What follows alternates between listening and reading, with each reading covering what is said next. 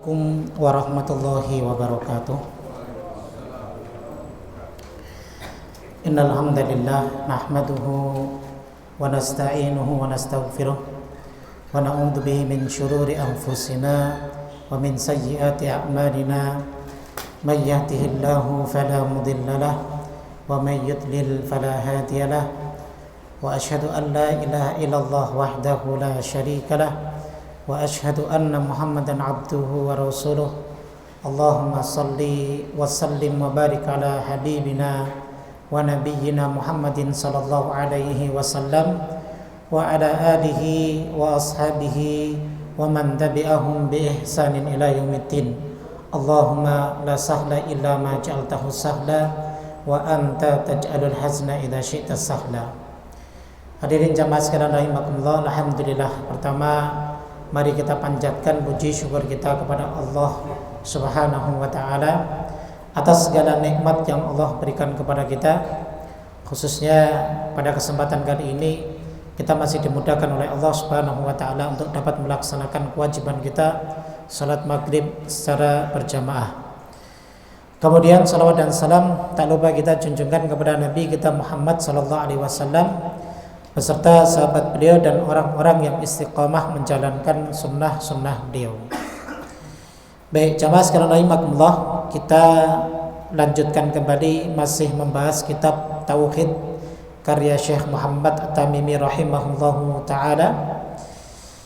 Dan kita masih akan meneruskan pembahasan tentang bab al-khaufu minallah.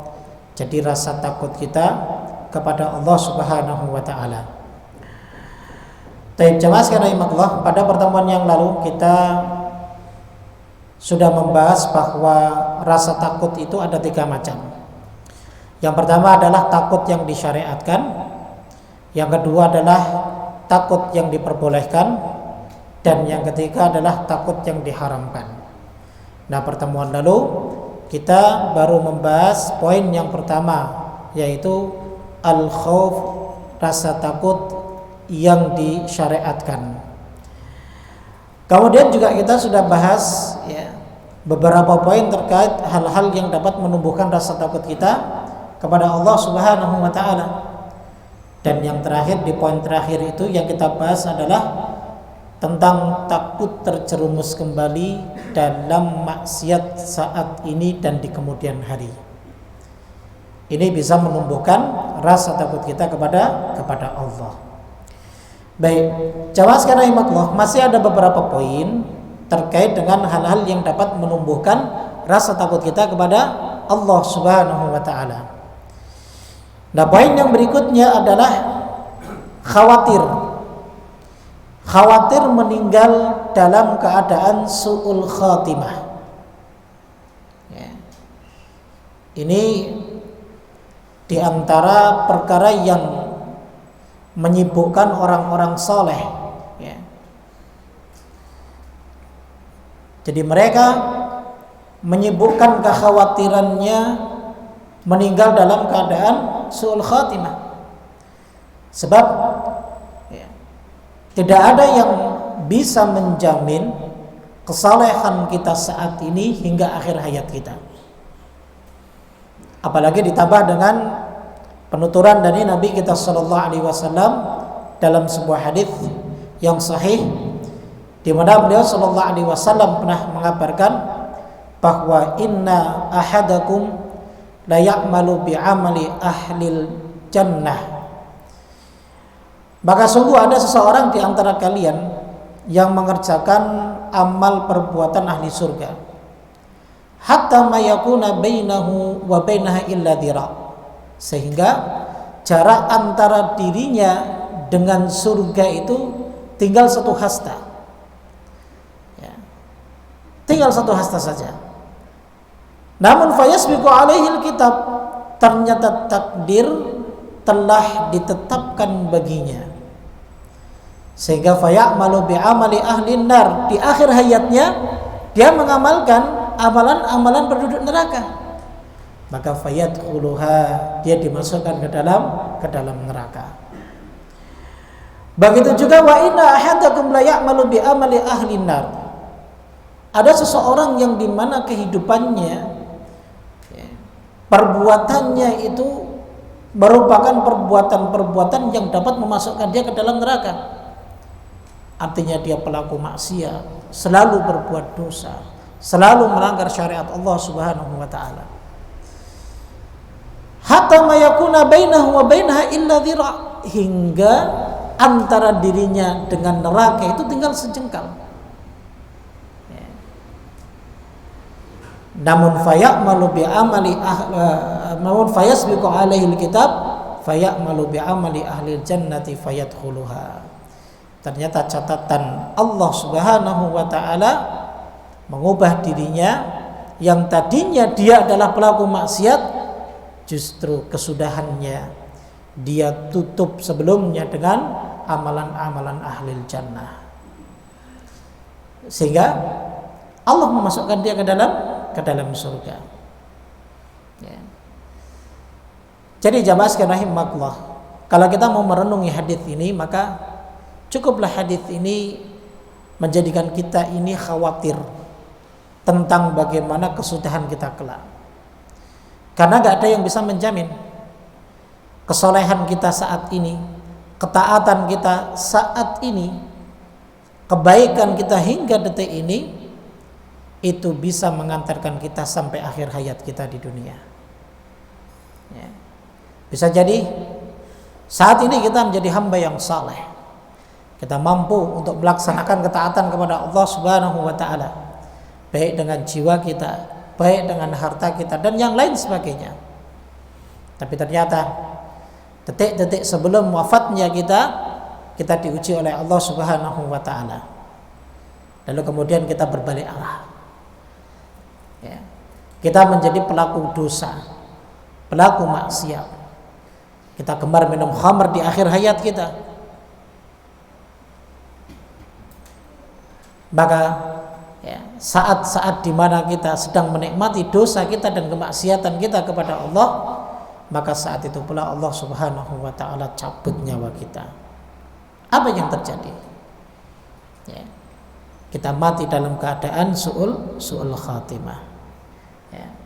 Oleh karenanya jamaah sekalian rahimakumullah, ya, manusia itu selama dia masih hidup, berarti masih banyak sekali kemungkinan-kemungkinan yang akan terjadi. Makanya sahabat Abdullah bin Mas'ud radhiyallahu taala anhu, beliau mengajarkan kepada kita, kalau kita ingin mencari teladan, maka falyastanni bima qad mata. Maka cari teladan itu mereka orang-orang yang telah wafat. Ya. Oh si fulan wafat, oh dulu dia semasa hidupnya baik, rajin ibadah. Nah, carilah teladan orang-orang yang seperti ini. Sebab kenapa? Sebab fitnah dunianya telah selesai. Ya. Sehingga apa? Sehingga kita bisa teladani saat dia masih hidup dulu. Bagaimana kehidupannya, sholatnya rajin, sedekahnya rajin, akhlaknya baik dengan sesama, tutur katanya juga baik yang keluar dari lisannya. Maka teladani orang seperti ini. Namun kalau kita ingin meneladani orang yang masih hidup, maka masih banyak kemungkinan dia mendapatkan fitnah dunia. Dia belum selesai ujiannya. Masih ada kemungkinan yang besar dia bisa berbalik arah hatinya. Yang tadinya taat kepada Allah, dia menjadi hamba yang kufur. Jadi masih banyak kemungkinan-kemungkinan yang lainnya. Makanya ya, di antara salah satu kisah yang pernah diceritakan oleh Al-Imam Ahmad bin Hanbal rahimahullah ta'ala, ya, tatkala beliau hendak meninggal, ya, maka ya, beliau mengatakan belum lah seperti itu, ya. Ketika anaknya melihat keadaan Imam Ahmad bin Hanbal seperti ini, maka anaknya mempertanyakan itu kepada beliau, ya. Ketika beliau sadar, tapi ternyata setelah itu Allah Subhanahu wa taala masih panjangkan usia beliau. Maka beliau menceritakan, ya bunayya, wahai anakku, inna iblisa waqifun fi zawiyatil bait. Ya. Ketika saat itu aku sedang terengah-engah. Jadi dikira itu saat itu Imam Ahmad sedang sakaratul maut. Ya. Iblis pun tidak tahu apakah Imam Ahmad saat itu sakaratul maut ataupun bukan. Maka tidak ada yang tahu keadaan seseorang itu kecuali Allah Subhanahu wa taala. Ya. Maka Imam Ahmad bin Hanbal ini menjelaskan kepada anaknya bahwa iblis saat itu dalam keadaan yang seperti itu yang kau lihat, aku melihat dia sedang berada di pojok rumah. Wa huwa 'adun ala usbu'ihi, dan dia sedang menggigit jari-jarinya. Ya, seperti ini. Ya. Lalu kemudian fayaqulu, ya, futtani ya Ahmad, engkau telah lolos dariku ya Ahmad. Faqulu, lalu Imam Ahmad mengatakan la ba'd, ya, belum. Ya. Jadi iblis menggodanya, seakan-akan iblis itu ingin menghiasi dirinya, menghiasi Imam Ahmad dengan kalimatnya, kau telah lolos dari apa? Dari godaanku ya Ahmad. Ya. Apa tujuannya? Agar supaya Imam Ahmad menjadi sombong. Ya. Hingga akhir kehidupannya dia merasa berbesar diri, oh, saya telah selamat dari godaan iblis. Padahal tentunya yang menyelamatkan dia pun siapa? Allah.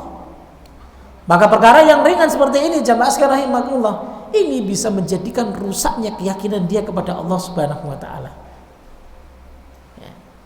Dan ini yang menjadi celah iblis ketika dia menggoda manusia. Ya. Jadi bukan mematahkan manusia ketika dia sedang beramal soleh, atau menjauhkan manusia dari amal solehnya. Kalau ahlul ilm, orang berilmu, dia pasti mau beramal soleh. Tapi yang diserang oleh iblis apa? Dari sisi agar supaya dia merasa ujub dengan amal soleh yang telah dia kerjakan. Ya. Kalau sudah ujub, apa yang terjadi? Rusak semua amal perbuatan dia. Ya. Dan andaikan detik itu, waktu itu menjadi akhir kehidupan Imam Ahmad bin Hanbal rahimahullah ta'ala, maka dia mati dalam keadaan su'ul khatimah. Wal'iyadzubillah. Ya. Jadi sampai detik sakaratul maut kita ini, iblis itu enggak akan pernah lengah, jemaah. Dan dia pura-pura merasa putus asa. Padahal sejatinya dia ingin membuat tipu daya kepada kita. Bangga enggak kita dengan akhir kesudahan kehidupan kita? Seperti itu. Kan kadang kalau kita misal selepas melakukan ibadah yang begitu besar, yang begitu mungkin sulit untuk kita kerjakan, ya, maka di akhir-akhir amalan yang kita kerjakan tersebut terkadang hati-hati, ya, hati kita ini timbul rasa ujub, wah, ya, ternyata mampu juga saya ya, gitu. Hati-hati perkataan seperti ini. Ya. Contoh Ramadan biasanya, kalau udah akhir bulan Ramadan, ya, kadang wah ternyata bisa juga saya ya menyelesaikan 30 hari. Wah. Ya. Atau misal seorang penghafal Al-Quran, ya, begitu lelahnya dia menghafal, siang malam dia gunakan untuk murojaah, untuk hafal Al-Quran. Setelah 30 juz hampir selesai, dia ya bergumam dalam dirinya, merasa takjub terhadap dirinya, dia mengatakan bisa juga aneh ya ngafalin 30 juz. Ujub bukan itu? Ujub. Harusnya apa yang kita ucapkan? Alhamdulillah alladzi bi ni'matihi tatimmu shalihat. Bukan membanggakan diri atas kemampuan dia. Laulallah, kalau bukan karena Allah, enggak mampu kita untuk melaksanakan itu. Dan itu pun jamaah sekalian rahimakumullah diakui oleh Nabi kita sallallahu alaihi wasallam, manusia yang paling bertakwa kepada Allah, manusia yang paling beriman kepada Allah. Dia katakan, laulallah ma shallaina wa ma sumna wa ma ihtadaina. Kalau bukan karena Allah, enggak mungkin kita mampu mengerjakan salat. Kalau bukan karena Allah, enggak mampu kita bisa melaksanakan ibadah puasa. Kalau bukan karena Allah, tidak mungkin kita mendapatkan petunjuknya. Ya. Jadi itu jamaah sekalian rahimakumullah. Maka jadilah hamba Allah Subhanahu wa ta'ala yang selalu diliputi dengan kekhawatiran akan su'ul khatimah di akhir kehidupan dia. Seperti itu, ya. Maka perbanyaklah doa kepada Allah Subhanahu wa taala sebagaimana doa yang diajarkan oleh Nabi kita sallallahu alaihi wasallam, Allahumma ya muqallibal qulub tsabbit qalbi ala dinik. Allahumma ya Allah, zat yang membolak-balikkan hati, maka teguhkanlah hatiku di atas agamamu. Seperti itu. Baik. Kemudian yang berikutnya, poin yang berikutnya tadi yang terakhir, yang termasuk hal-hal yang dapat menumbuhkan rasa takut kita kepada Allah adalah takut akan tidak diterimanya amal. Ya, takut akan tidak diterimanya amal. Nah, bahasan ini yang dimaksud takut akan tidak diterimanya amal ini bukan kita berprasangka buruk kepada Allah, ya. Beda. Ya. Kalau berprasangka buruk kepada Allah seperti ini contohnya, misal kita sudah beramal, kayaknya Allah paling gak terima amal saya. Ini prasangka buruk kepada Allah. Ya. Tapi yang dimaksud di sini takut akan tidak diterimanya amal apa? Rasa tidak pedenya kita setelah kita mengerjakan amal soleh yang kita kerjakan. Kira-kira tadi yang sudah saya kerjakan, yang sudah saya lakukan, ya, itu apakah diterima oleh Allah Subhanahu wa taala ataupun tidak? Makanya kata para ulama, taubat itu tidak hanya bagi para pendosa dan pelaku maksiat. Taubat itu juga harus dilakukan bagi orang-orang yang bertakwa dan orang-orang yang taat. Kalau taubat itu hanya dilakukan bagi orang-orang yang pendosa dan pelaku maksiat, maka apa yang terjadi?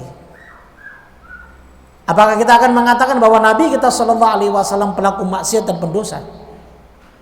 Sedangkan beliau membuat satu pernyataan, wa inni la astaghfirullah fil yaum 70 marrah aw 100 marrah. Dan sungguh setiap hari minimal aku beristighfar dan bertaubat kepadanya sebanyak 70, dalam riwayat lain sebanyak 100 kali istighfar. Apa kita berani mengatakan bahwa Nabi pendosa? Apakah kita berani mengatakan bahwa Nabi pelaku maksiat?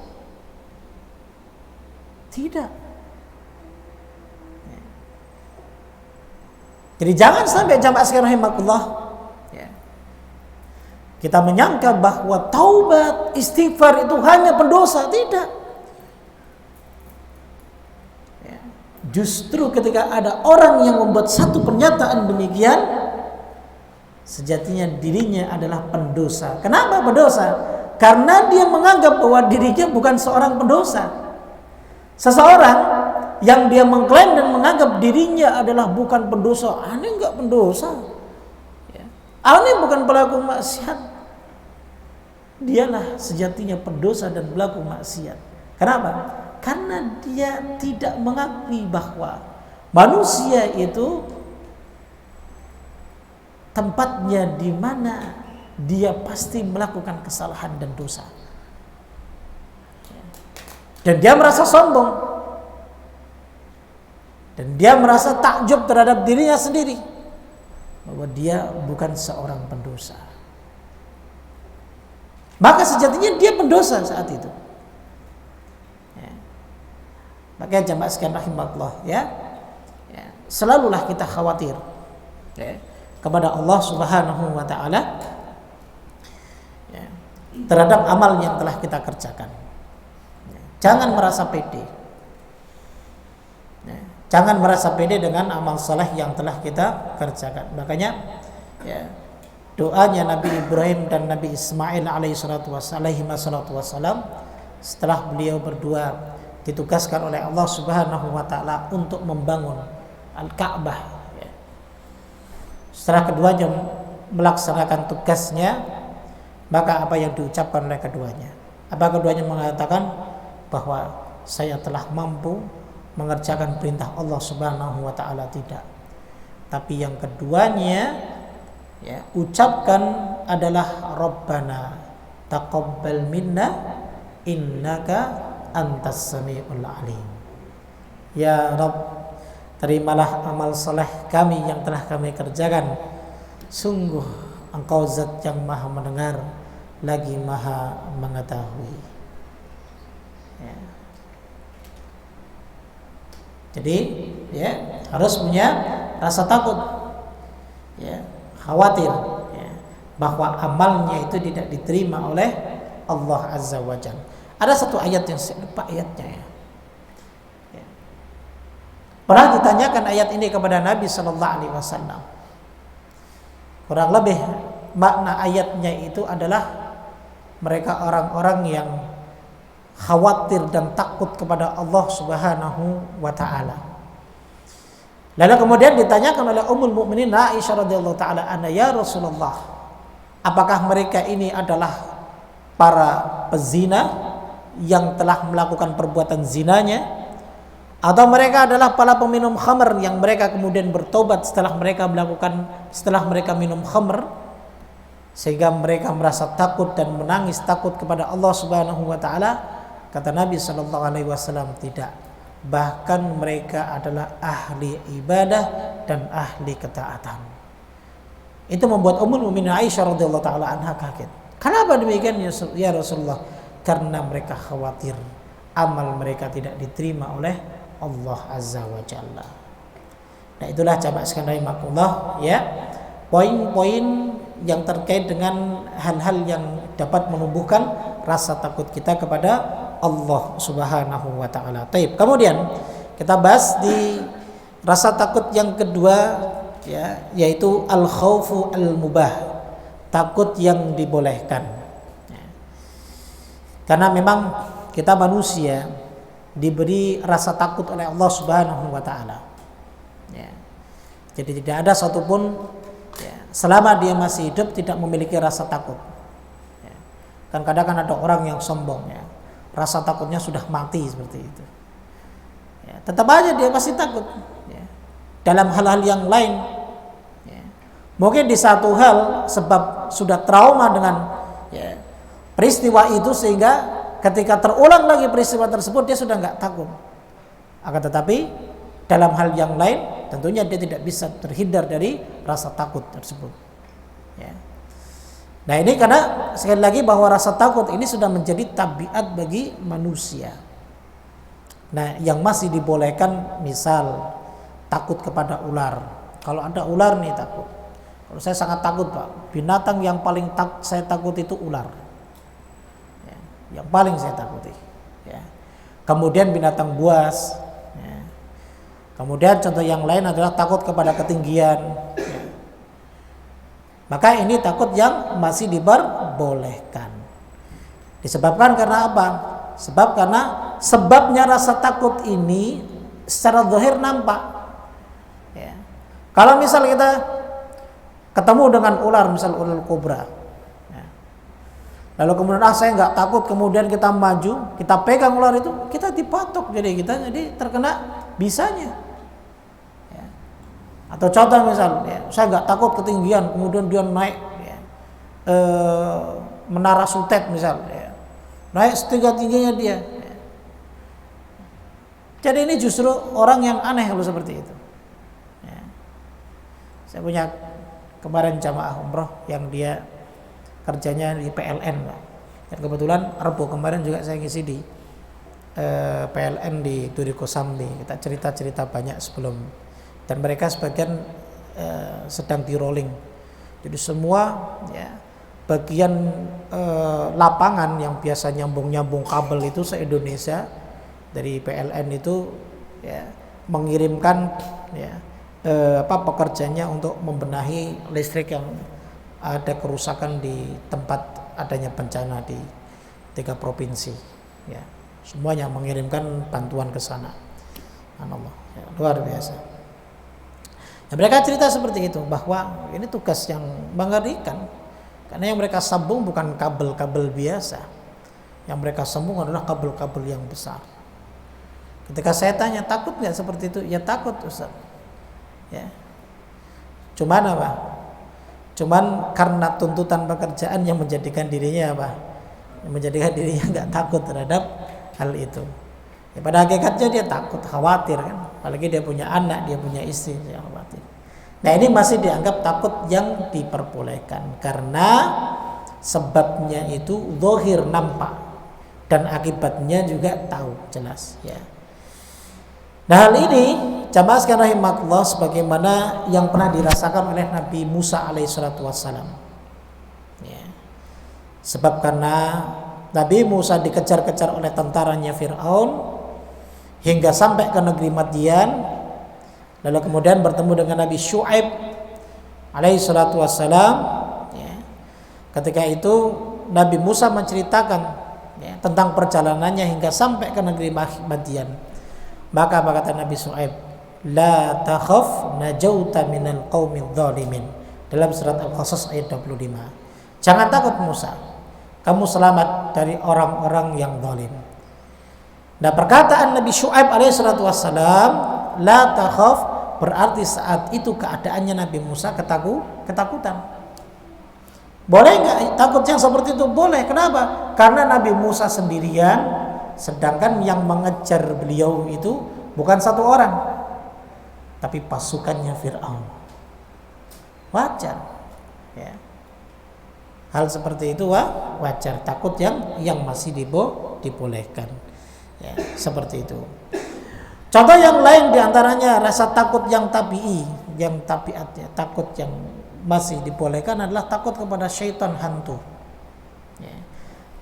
Misal kalau ada penampakan ya, yang terlihat, kan hantu kalau sudah menampakkan ke manusia itu biasanya mukanya jelek dan lain sebagainya. Kalau orangnya pede lebih ganteng dari kita, ya, kadang kan kita kaget. Ya. Nah, ini yang disebutkan oleh para ulama, hal yang seperti ini takut yang wajar. Ya. Karena memang sifat syaitan, sifat hantu itu selalu menggoda manusia. Ketika dia menampakkan diri, ya, entah berbentuk apa, kalau di Indonesia ada pocong, kuntilanak, gendruwo, tuyul dan lain sebagainya. Ya. Kadang orang takut. Ya. Ustaz, bukannya itu sebenarnya nggak ada tayul dan yang lain sebagainya. Ya. Bukan nggak ada. Ya. Bisa jadi ada karena memang mereka syaitan itu memiliki kemampuan untuk merubah wujud mereka.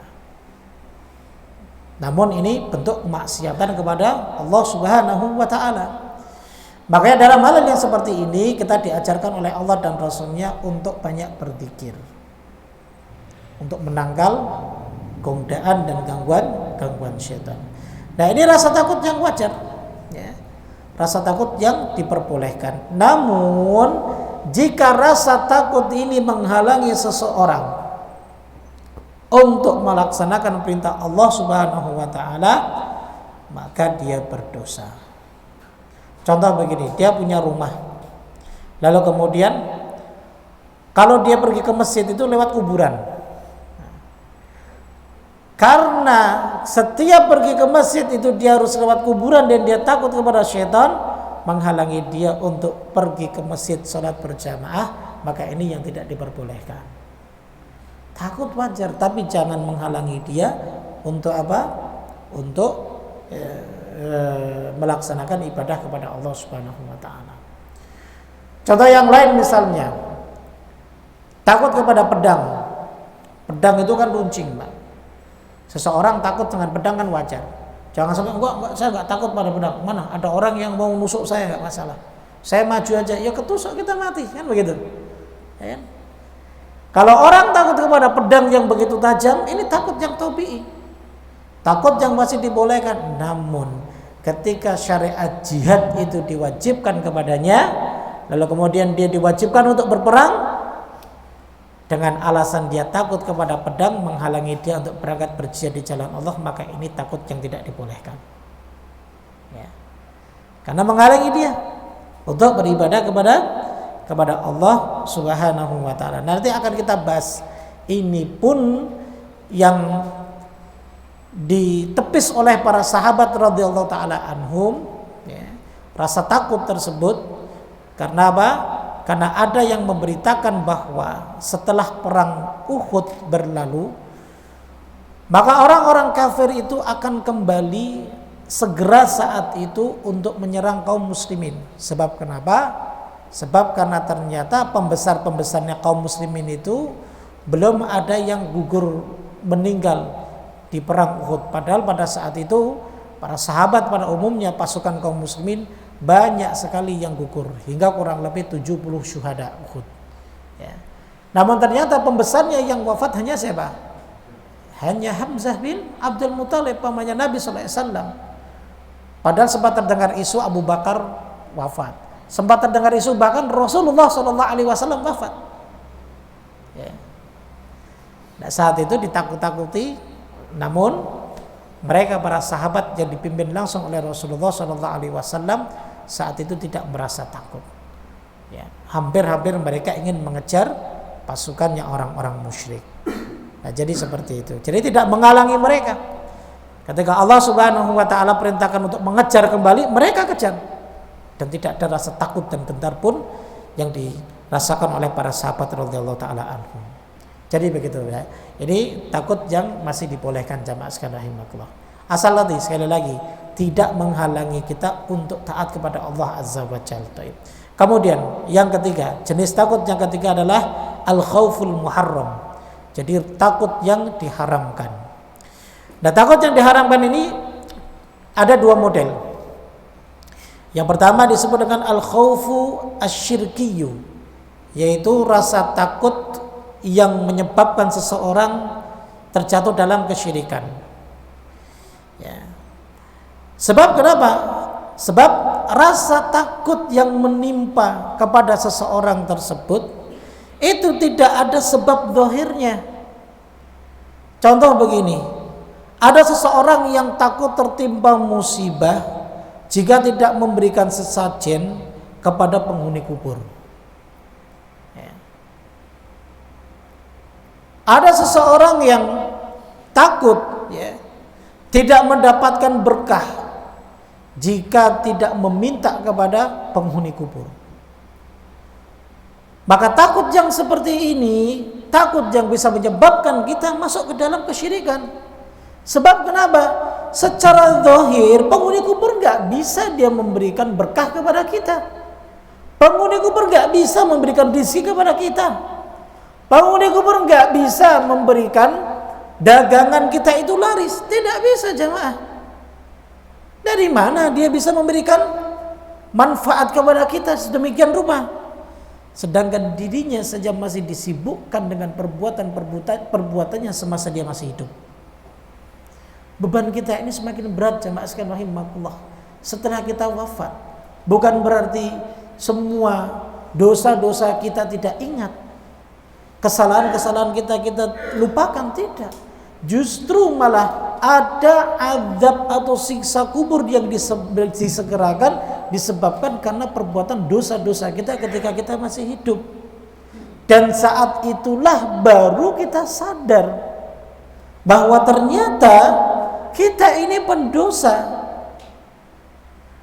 Berapa banyak ayat-ayat Al-Quran yang menjelaskan teriakannya penghuni kubur, ingin dibangkitkan kembali dari kubur, ingin dihidupkan kembali dari kubur, agar mereka bisa mengerjakan amalan-amalan yang dulu ketika mereka masih hidup mereka tinggalkan. Kalau kita beriman kepada Al-Quran, kita beriman kepada Allah, maka kita harus yakini itu. Kok ini ada yang meyakini si mayit bisa memberikan manfaat kepada orang yang hidup? Bukan itu sebaliknya, yang hiduplah yang bisa memberikan manfaat kepada mayit. Mereka menunggu doa kita jamaah. Mereka menunggu istighfar kita. Bukan justru malah kita membebani mereka wal'iyadzubillah. Jadi itu jamaah sekalian rahimahullah, kenapa sampai masuk ke dalam kesyirikan rasa takut yang seperti ini? Karena sebab zahirnya nggak ada. Yang membuat dia takut itu sebenarnya nggak ada. Kok dia takut, khawatir? Yang memberi rezeki Allah, kok takutnya pada penghuni kubur? Takut dagangannya nggak laris. Loh, kamu harus ziarah ke sana loh, kalau enggak besok daganganmu dalam setahun nggak laku loh dan lain sebagainya. Kenapa harus takut pada penghuni kubur? Sedangkan kita nggak takut kepada sang pemberi rizki Allah Azza wa Jalla. Jangan terbalik, ya. Ini yang menjadikan kita bisa terjatuh ke dalam kesyirikan seperti itu jamaah. Baik. Kemudian jenis yang kedua adalah al-khauf. Dari jenis al-khauf al-muharram, rasa takut yang diharamkan adalah mujarradul ma'siyah la tablughu haddas syirik. Takut yang sifatnya hanya merupakan kemaksiatan, ya, tapi tidak sampai kepada derajat kesyirikan. Nah, seperti tadi, takut yang tabiat tadi yang dibolehkan, lalu kemudian menghalangi dia untuk beribadah kepada Allah Subhanahu wa taala. Nah, ini masuk ke dalam kategori apa?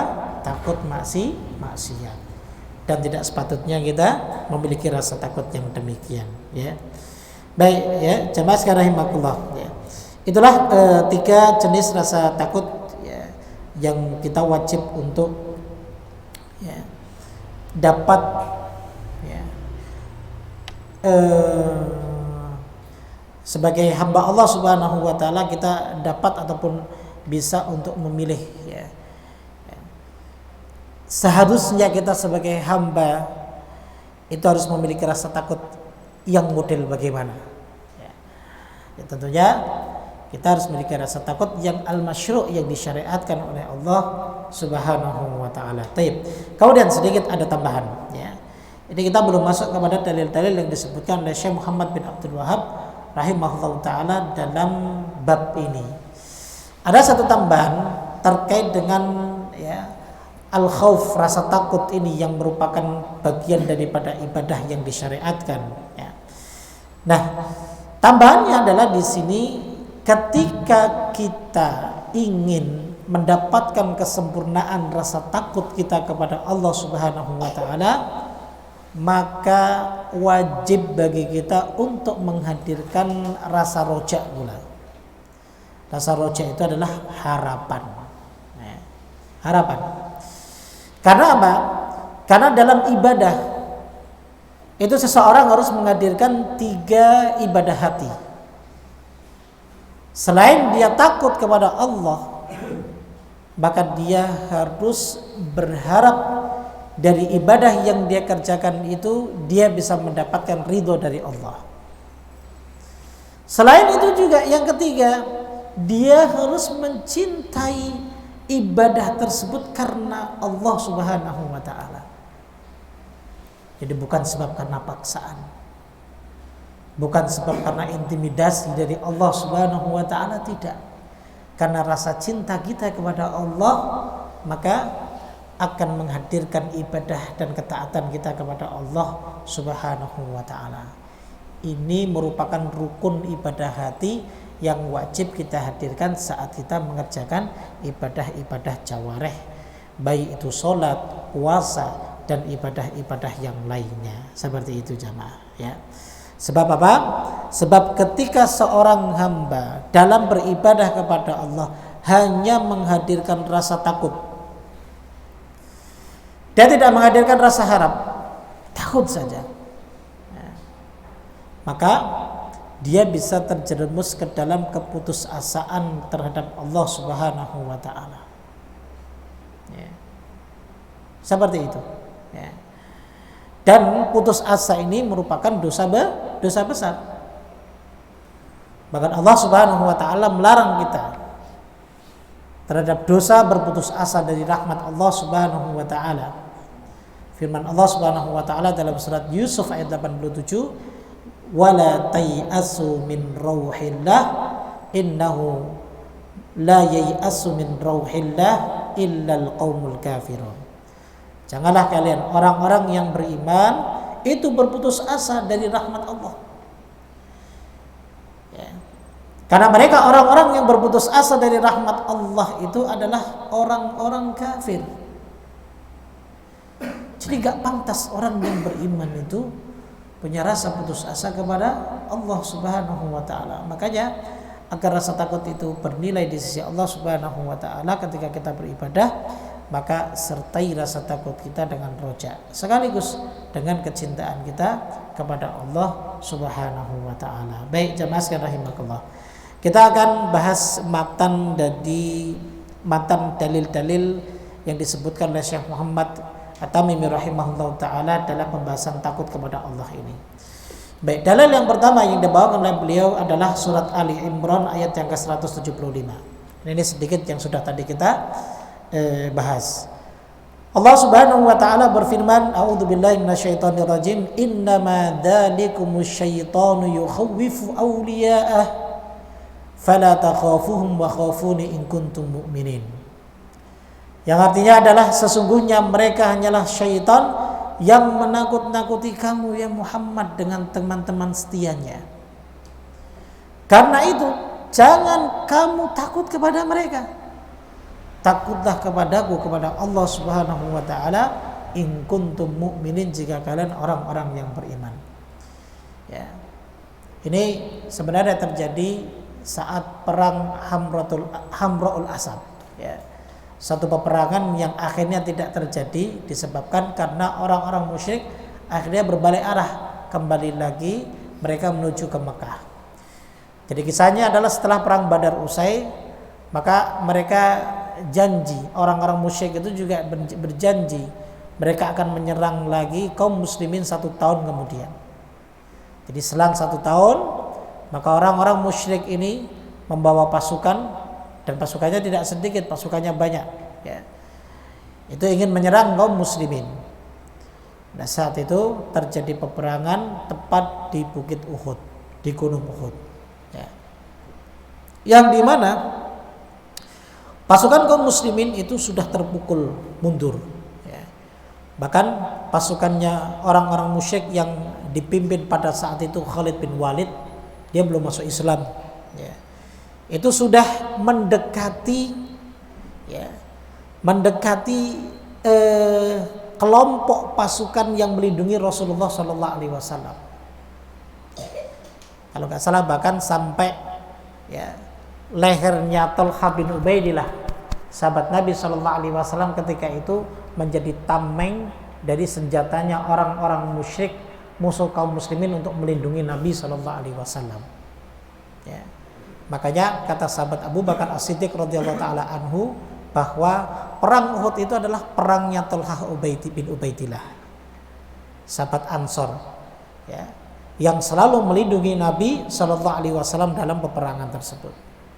Alhamdulillah, ya, singkat cerita, dalam peperangan tersebut kaum muslimin tentunya mengalami kerugian yang sangat besar disebabkan karena kelengahan pasukan kaum muslimin yang dalam tanda kutip mereka tidak mentaati apa-apa dari Rasulullah Sallallahu Alaihi Wasallam.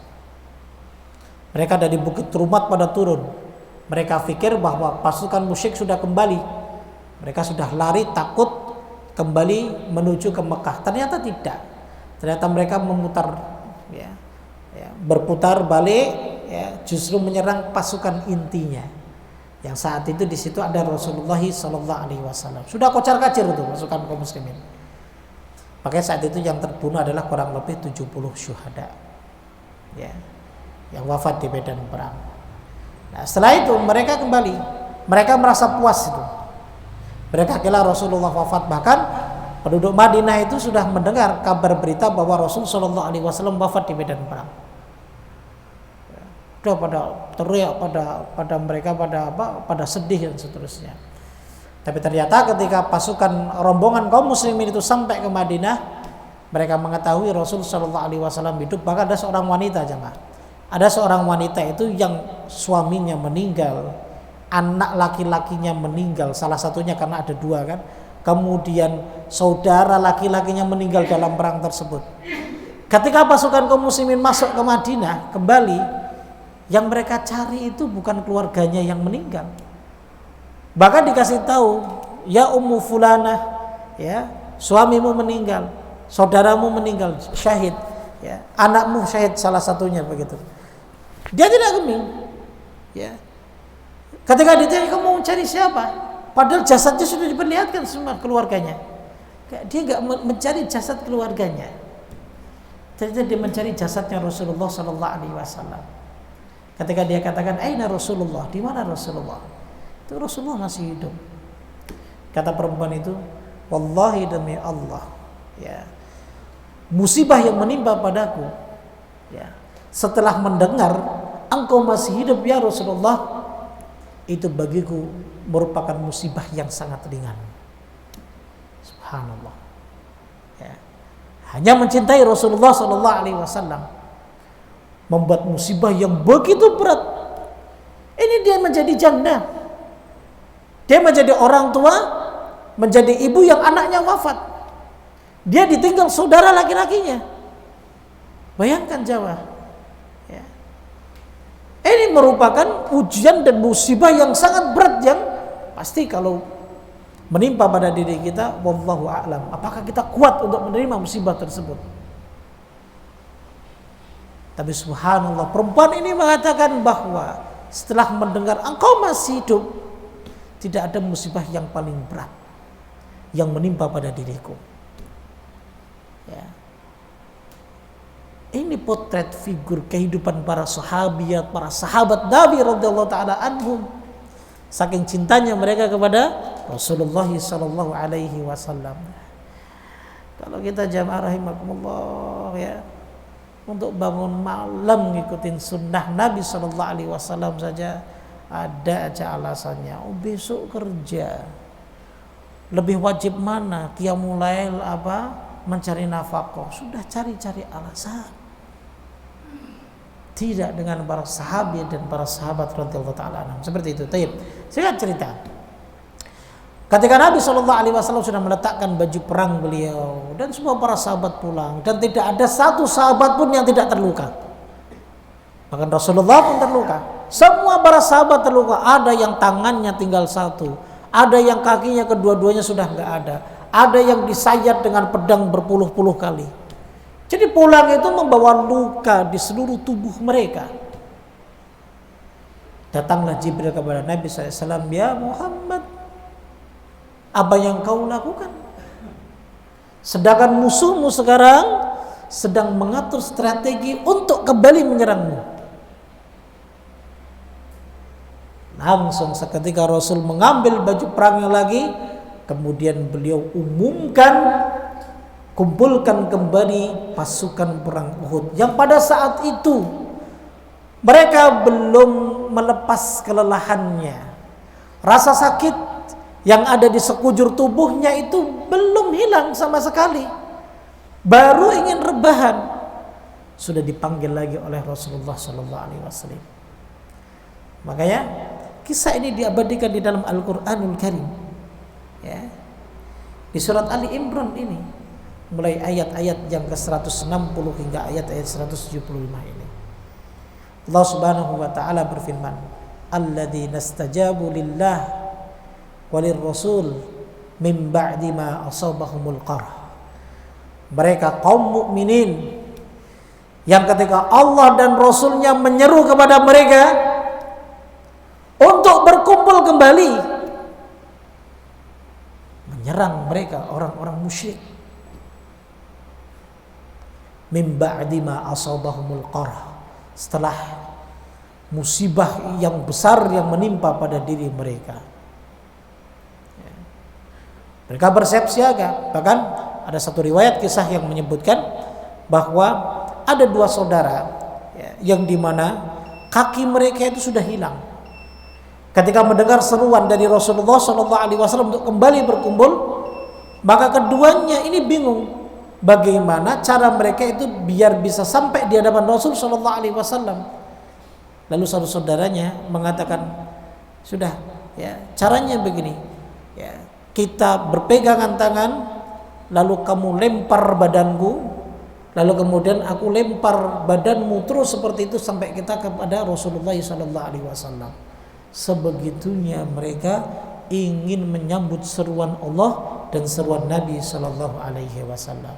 InsyaAllah kita lanjutkan pada pertemuan berikutnya cerita ini, dan ini sangat subhanallah, ini bisa menggugah keimanan dan kekuatan kita kalau kita membaca sirah-sirah nabawiyah, sirah Nabi kita, perjalanan hidup beliau sallallahu alaihi wasallam, berjuang untuk membawa Islam, membawa syariat yang Allah amanahkan kepada beliau. Subhanallah, bisa menitikkan air mata kita sekaligus menambah keimanan kita kepada Allah dan membuat kita lebih semangat lagi dalam beribadah kepada Allah dan mencintai Rasulullah sallallahu alaihi wasallam.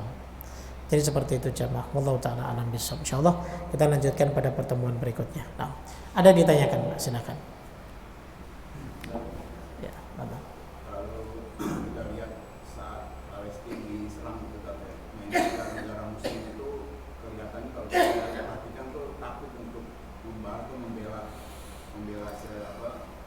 iman ya. Nah itu di sini takut, di sini mungkin kita lihatnya karena kekuatannya nggak sebanding gitu. Nah tapi ketakutan di sini itu masuk ke haroman atau dibolehkan? Baik, ketika ya, jadi begini, setiap negara, kepala negara misalnya, dia juga memperhitungkan kekuatan pasukannya, pastinya, ya kan? Lalu kemudian yang kedua, ya, apakah ini ya bisa memadorotkan bagi negaranya ataupun tidak juga?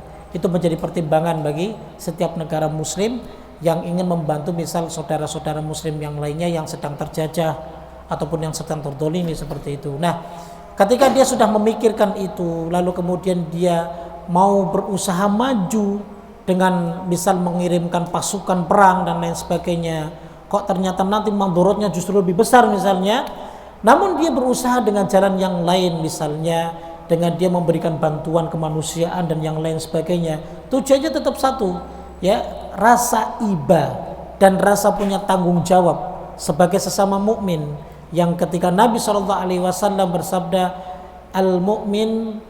mukmin yang satu dengan mukmin yang lain itu kalbunyani marsus, bagaikan bangunan yang kokoh, seperti itu kan. Sehingga ketika ada saudaranya yang sedang kesakitan, yang sedang tertimpa musibah dan sebagainya, dia masih tergerak hatinya, maka dia tidak bisa, misalnya dia tidak bisa dihukumi, dia punya rasa takut yang diharamkan, seperti itu. Selama dia masih punya keinginan, semangat, meskipun tidak dengan cara misal mengirim pasukan langsung bertempur berperang langsung dikeluarkan semuanya, tapi dia tetap membantu dengan beberapa macam cara-cara yang lainnya, ya maka ini tidak menunjukkan dan menampakkan rasa takut dia ya kepada selain Allah Subhanahu wa taala, seperti itu. Cuman ada strategi saja yang dia belum bisa belum bisa lakukan disebabkan karena berbagai macam pertimbangan yang lainnya, seperti itu Pak. Artinya kalau dikatakan apakah rasa takut yang seperti ini masuk kepada yang diharamkan, tidak ya, sebab karena ada pertimbangan ya, apalagi dia sudah melakukan berbagai macam cara meskipun selain dari langsung terjun berperang dengan bantuan-bantuan yang ada. Ini sudah menjadikan hujah nanti kelak di hadapan Allah Subhanahu wa taala atas perbuatannya tersebut. Seperti itu. Ya, bagi saudara kita yang ada di Palestina itu ujian bagi mereka.